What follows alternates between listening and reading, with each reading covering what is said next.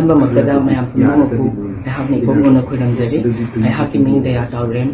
ꯑꯩ ꯂꯝꯌꯥꯟꯕ ꯏꯔꯥꯕꯣꯠ memorial integrated ꯇ꯭ꯔꯁꯠꯀꯤ general secretary ꯑꯣꯏꯅ ꯊꯧꯄꯨꯖꯕꯅꯤ ꯍꯧꯖꯤꯛ ꯆꯠꯊꯔꯛꯂꯤꯕ ꯊꯥ 10 ꯍꯦꯟꯅ ꯆꯠꯊꯔꯛꯂꯤꯕ ꯀꯥꯡꯂꯨꯞꯀꯤ ꯏꯔꯥꯡꯁꯤꯒ ꯃꯔꯤ ꯂꯩꯅꯅ ꯑꯩꯈꯣꯏꯅ ꯅꯨꯄꯤ ꯃꯥꯟꯕꯤ ꯀꯝꯃ꯭ꯌꯨꯅꯤꯇꯤ ꯍꯥꯏꯕꯗꯤ ꯇ꯭ꯔꯥꯟꯁ ꯀꯝꯃ꯭ꯌꯨꯅꯤꯇꯤꯒꯤ ꯑꯦꯁ ꯑꯦ ꯁ꯭ꯄꯣꯛꯁ ꯄꯔꯁꯟ ꯑꯦꯁ ꯑꯦ ꯔꯤꯄ꯭ꯔꯖꯦꯟꯇꯦꯇꯤꯚ ꯑꯃ ꯑꯣꯏꯅ ꯑꯩꯍꯥꯛꯅ ꯋꯥꯈꯜꯁꯦ ꯃꯨꯟꯅ ꯈꯟꯊꯔꯕ ꯃꯇꯨꯡꯗ ꯀꯔꯤ ꯇꯧꯕ ꯌꯥꯒꯗꯒꯦ ꯍꯥꯏꯕꯅ ꯈꯟꯊꯔꯒ ꯌꯦꯡꯉꯛꯄ ꯃꯇꯝꯗ ꯑꯩꯈꯣꯏꯁꯨ ꯍꯧꯖꯤꯛ ꯇꯨꯝꯃꯒ ꯂꯩꯕ ꯌꯥꯗ꯭ꯔꯦ ꯑꯩꯈꯣꯏ regardless of our gender and it's high time for us to take part and to show the world that we are equally responsible and capable as a responsible citizen of India. Aduna aihangna Delhi Meetei Coordinating Committee DMCC ki core committee ki members singga unajaraba matungda akhoi hauzik handak changthang gadariba akhoi chara henbegi khongjang asida mayam pumna maknasu malim gi mafamda leiriba mayam pumna maknasu angamba mating pangbiduna akhoi apun amatta oibegi pandamda akhoi punna lanthing minasi haina mayam pumna makta appeal tawjari ngasi malemna hunger strike to dosi kari maram gi damakta no haibadam to thambiram no mayamda mayam puna mu seri hausi ko ni ba khoi mani tha tara he jala ga ba pharak la ba issue haiba tare akhoi misam yam ga ya ma akhoi gi tamphira ba sing ko ki narco terrorist sing gi akhoi gi nongmai sidon da akhoi thawai tha ki ba misam ga ya ma akhoi sidong ki ba asigun la ba hingsa gi thabak thoram ka ya ma ki militant sing na phong na Meitei community da ta na chatharak liba thawang sing ase akhoi yaning da ba phongdok sa bagal na na ko na tawri ba thabak thoram sing ase democracy chat bale ba amada di moina tawri ba thabak se amna taw da ba thabak thoram ama oi ba na akhoi na tawri ba thabak thoram sing ase akhoi yaning de hai ba ga loina na akhoi ki militant sing ka amadi India government ka tawnari ba suspension of operation su gi madang da su akhoi day 29 da extend da wada tawridra haibagi akhoi pau khrasu ta jai maramadina akhoi state laingang na su hari ba hiram asida akan ba pressure bi ba galona na India government ka mo ga makha ta na akhoi su gi matang da extend tawdana ba gi matang da su akhoi na madugi khongpham ado handorak na ba khona ba da akhoi public ki oi ba lokhon thokpa role amadi ilai ba kanna ba gi da mangda akhoi lokhon thokpa role adu lokza ba galona na ilai ba izati gi wari ba se makha ta na wada na ba amadi mai sang li ba iram da ma se amtang ni muthat ba ngamgar ba khazaduna na si campaign ase sansin za ba adu chara hen bagi se kayam kuina chara hen ga no nasi ga thangira akhoi nangi pandam do phangdri bok chara hen ne khanbra kari hena khanbi akhoi gi oina di ai sa gi oina ma de limit gi oina di akhoi na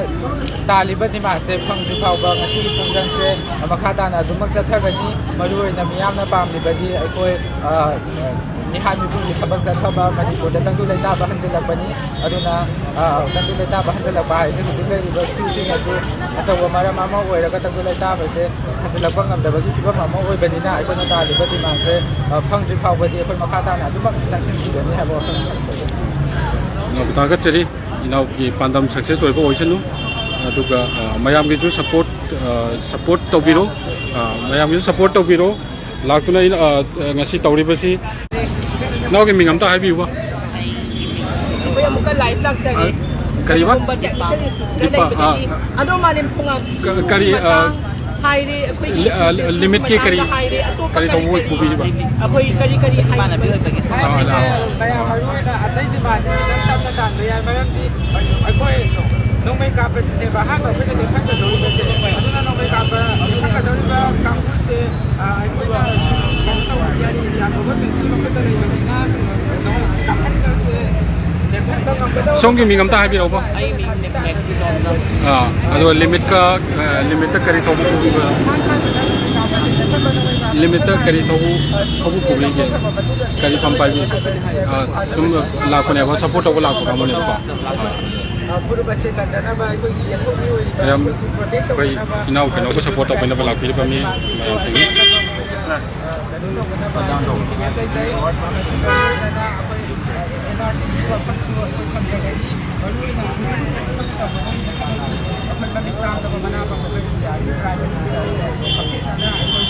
ꯎꯅꯔꯒ ꯑꯩꯈꯣꯏ ꯃꯅꯤꯄꯨꯔꯗ ꯂꯥꯛꯑꯒ ꯏꯁꯨ ꯑꯁꯤꯒꯤ ꯃꯇꯥꯡꯗ ꯑꯩꯈꯣꯏ ꯅꯥꯀꯜ ꯑꯅꯤꯃꯛꯀꯤ ꯃꯤꯑꯣꯏꯁꯤꯡ ꯍꯥꯏꯕ ꯇꯥꯔꯦ ꯃꯔꯨꯑꯣꯏꯕ ꯃꯤꯑꯣꯏꯁꯤꯡ ꯐꯝꯃꯤꯟꯅꯔꯒ ꯄꯤꯁ ꯇꯣꯛ ꯆꯠꯊꯔꯒ ꯏꯁꯨ ꯑꯁꯦ ꯂꯣꯏꯁꯤꯜꯂꯛꯅꯕ ꯍꯣꯠꯅꯕꯗ ꯃꯍꯥꯛꯀꯤ ꯂꯧꯐꯝ ꯊꯣꯛꯄ ꯃꯍꯥꯛꯀꯤ ꯔꯦꯁꯄꯣꯟꯁꯤꯕꯤꯂꯤꯇꯤꯗꯣ ꯆꯞ ꯆꯥꯅ ꯂꯧꯕꯤꯌꯨ ꯍꯥꯏꯕꯁꯤꯅꯤ ꯃꯔꯨꯑꯣꯏꯅ ꯑꯩꯈꯣꯏꯅ ꯊꯝꯖꯅꯤꯡꯉꯤꯕ ꯋꯥꯐꯝꯗꯤ ꯑꯗꯨꯅ ꯑꯩꯈꯣꯏꯒꯤ ꯑꯣꯏꯅꯗꯤ ꯌꯥꯝ ꯀꯟꯅ ꯍꯧꯖꯤꯛ ꯑꯇꯩꯗ ꯀꯩꯅꯣ ꯇꯧꯖꯕꯤꯔꯣꯏ ꯃꯔꯨꯑꯣꯏꯅ ꯑꯍꯥꯟꯕꯁꯦ ꯑꯩꯈꯣꯏ ꯅꯣꯡꯃꯩ ꯀꯥꯞꯄ ꯂꯦꯞꯍꯟꯕꯤꯌꯨ ꯁꯨ ꯃꯈꯥ ꯇꯥꯅ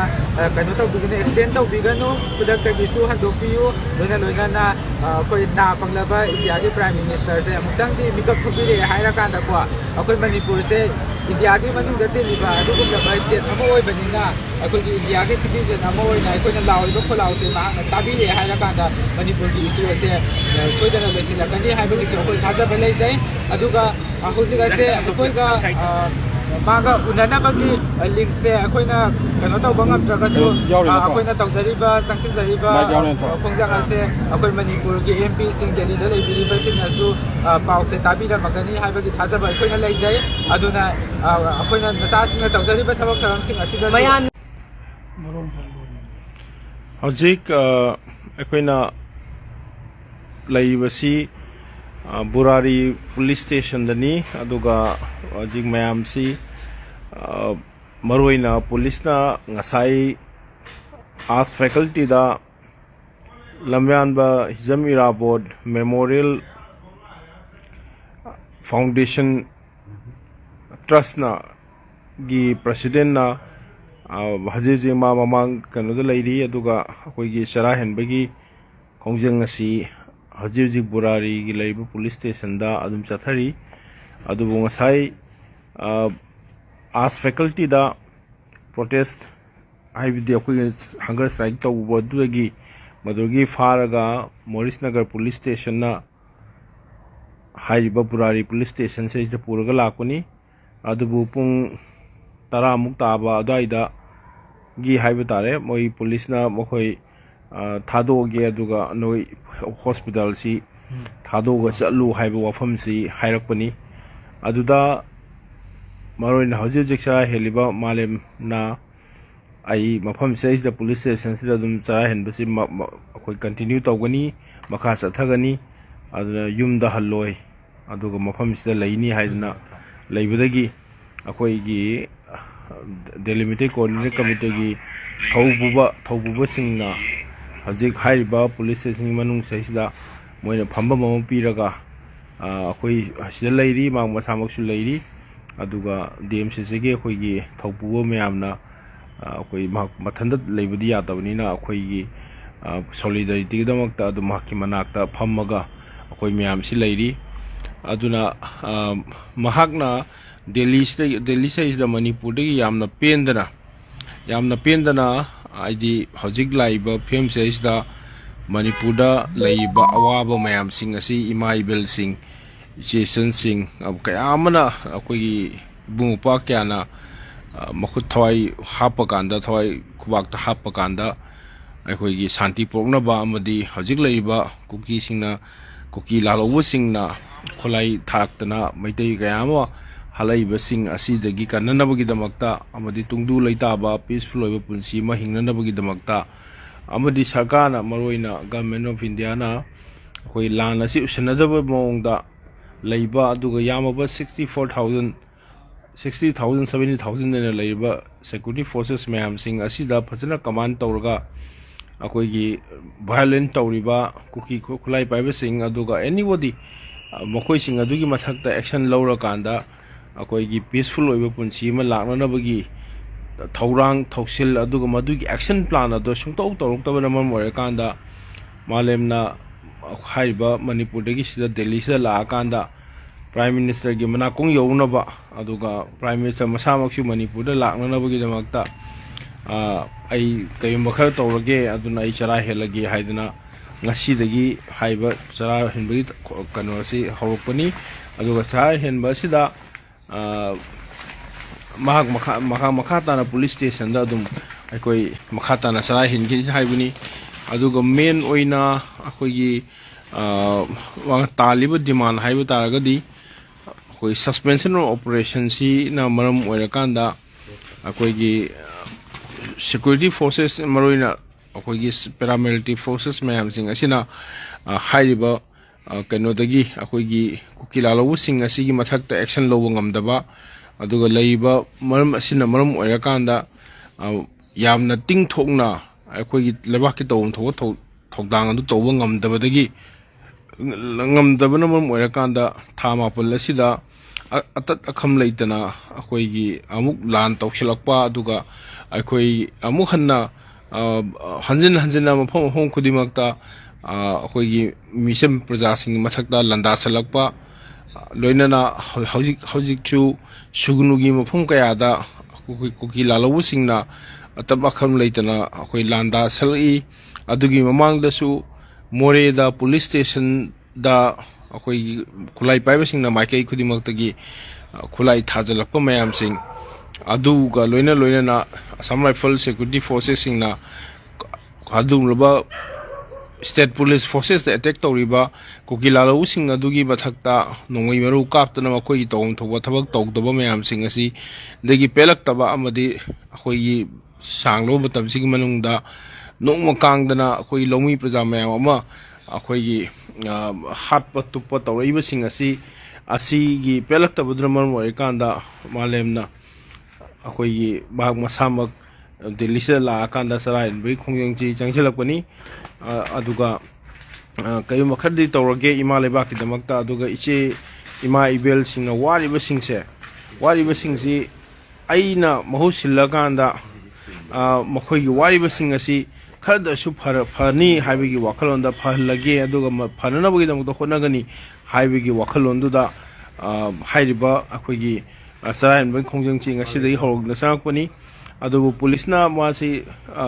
ꯑꯍꯥꯟꯕ ꯗꯤꯇꯦꯟ ꯇꯧꯔꯕ ꯃꯇꯨꯡꯗꯒꯤ ꯊꯥꯗꯣꯛꯑꯒꯦ ꯆꯠꯂꯣ ꯄꯨꯂꯤꯁ ꯁ꯭ꯇꯦꯁꯟ ꯊꯥꯗꯣꯛꯑꯒ ꯆꯠꯂꯣ ꯍꯥꯏꯕꯗꯨꯗ ꯃꯥꯅ ꯑꯩꯈꯣꯏ ꯁꯨꯡꯆꯠ ꯆꯠꯂꯣꯏ ꯂꯩꯅꯤ ꯍꯥꯏꯕꯗꯒꯤ ꯄꯨꯂꯤꯁꯅꯁꯨ ꯅꯝꯐꯨꯗ ꯐꯣꯔꯁꯂꯤ ꯃꯥ ꯁꯤꯗꯒꯤ ꯄꯨꯂꯤꯁ ꯁ꯭ꯇꯦꯁꯟꯗꯒꯤ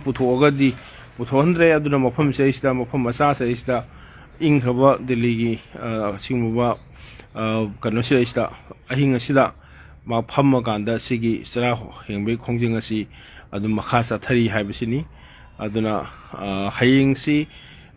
ꯑꯇꯣꯞꯄ ꯃꯐꯝ ꯑꯃꯈꯛꯇ ꯑꯌꯨꯛꯇ ꯃꯥꯒꯤ ꯃꯐꯝ ꯑꯃꯗ ꯆꯠꯂꯒ ꯑꯩꯈꯣই ꯆꯔꯥ ꯍꯦꯟꯕꯒꯤ ꯊꯧꯔꯝ ꯑꯁꯤ ꯃꯈꯥ ꯆꯠꯊꯒꯅꯤ ꯑꯗꯨꯒ तसेंगना ngasai पुलिस ना मोई फारागा थमंबा अदुमदी हौजिक अदुगी पोतु मखोइना रिलीज तौरे मखोइ हनग्रो हाइदना हाइबेगी वाफम चिमा सुमाइना लाकपनी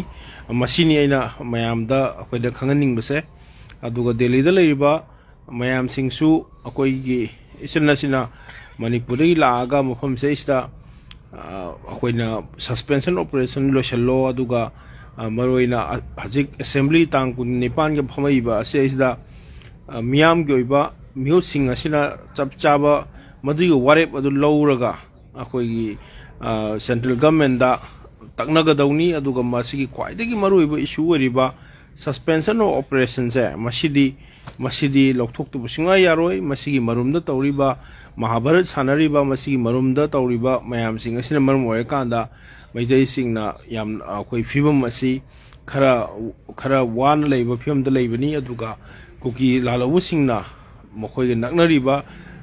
असम राइफल की कैम्प सिंग अदुगा तोंगा लैबा कैम्प मयाम सिंग असिददी असिना एडवांसिंग पोजीशन दा मखदा लैबा ngamaibasi हाइबा सस्पेंशन ऑपरेशंस ना मरम ओयकान ओहिनबनी हाइबा वाफम सिदा चेन थाजरागा मसिगी सस्पेंशन ऑपरेशन लौथोकपा अदुगा खुलाई पाइरिबा कुकी लालौबु सिंग अदुगी मथक एक्शन लौबसिना याना अनबा मणिपुरदा तुंगदु लैताबा पुंसी पीसफुल ओइबा पुंसिरल हलकनबगी यान हानबा खोंथांग अम ओइगदौनी हाइबा वाफम सिंग असिगा लोइनाना सु लौथोकनबगी दमकता हाइबा बुरारी पुलिस स्टेशन गी मनुंगदा मखाता अखोइगी चथबगी सक्तम अदुनी